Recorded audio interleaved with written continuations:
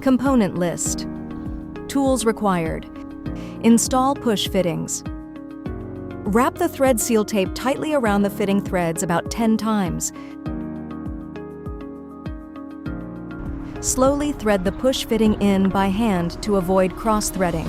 Then securely tighten it with an adjustable wrench. Plumbing preparation. Turn off the water inlet valve. Choose a suitable installation location. Determine the water flow direction. It is crucial to ensure that the incoming water flows into the port marked in. Measure the total length of the system. Mark this exact distance on your water pipe.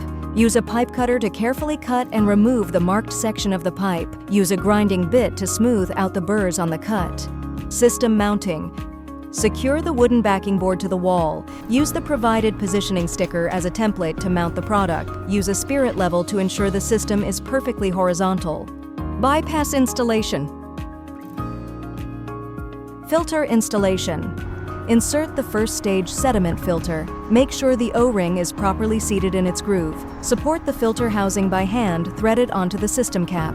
Hand tighten it, and then finish tightening securely with the provided housing wrench. Hand tighten and close the drain valve. Install the remaining filter cartridges one by one following the exact same steps.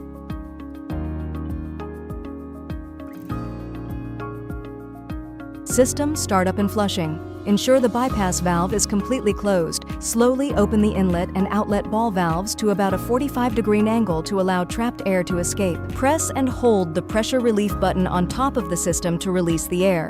Now that the air is fully released, turn both the inlet and outlet ball valves to the fully open position. Please record the installation date on the maintenance record card. This will help you easily track your next filter replacement. Flush the system for 10 minutes. Congratulations, you are now ready to enjoy clean water.